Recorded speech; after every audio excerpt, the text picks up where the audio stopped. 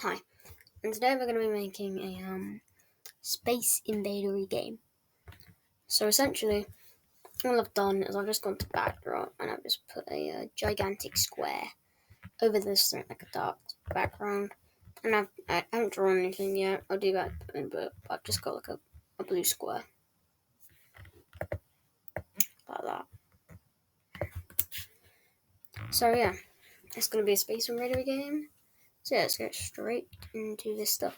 So make sure when you draw your little box, that you see this little center here, this little cursor. You want to drag this over and see it snaps in and leave it there. So these corners will be active and move it here. That's obviously not a corner. So now we have that in place. Let's get started this. Okay. Right, yeah, so there's been a bit of a problem. Recording stopped, so I guess here we go. So what I did was you need forever, if, and then duplicate that, and then put a key space here in both of them, like that. And then go to motion, change X. In the top, you want change X. I would recommend going 13, and then here, the other one, you're going to want another one, but to be minus. So you go left. So try this, and here we go. You see it's moving left and right. Display this clearer. So we won't have the enemies shoot, we just want them to be moving down the screen for now. So if we paint, and actually no we don't, just right click here and go duplicate. You can call this enemy if you like. I'll call this, and there's your guy. Get an enemy, just go here and change this to like a red. And fill. Now this guy, you don't want any of this. You want him. This isn't. There's a thing we're going to be using. We're going to be using clones. Not going to be one enemy at once, so you want to go to. And out of where he is. And just keep him there. So he's gone. So it's like nothing happened. So go to control. And forever. Wait. And create clone of myself. And now every 3 seconds we'll have our enemy, but we can change that. So every 3 seconds create a clone. When you start as a clone, looks, then we want to show, go to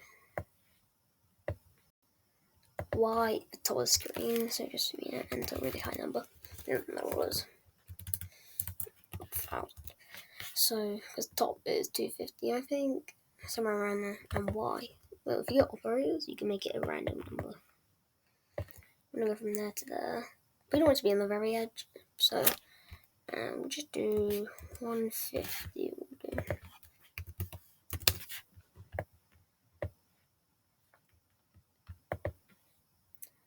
So now that's done. We play this.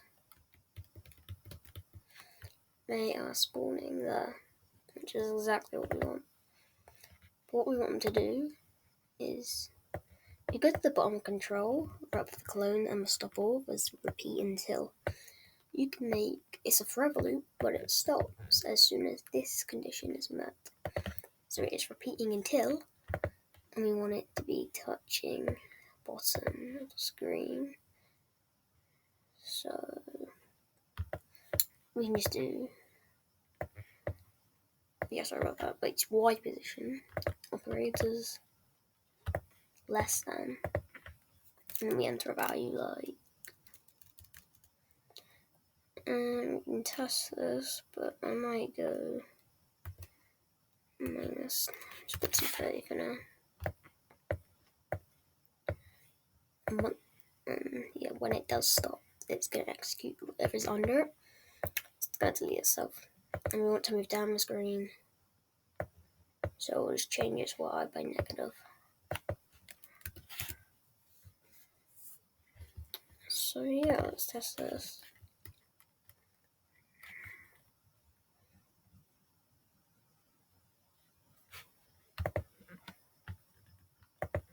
That's not enough.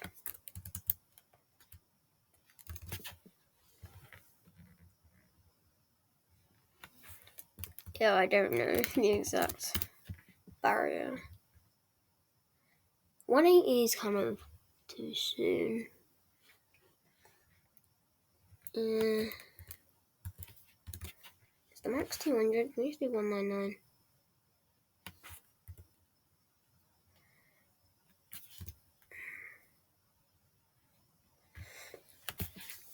They are going down the screen and kind of disappearing. We can make that smoother. You can see the kind of little top pokes out, and then they go away. So yeah, that's okay.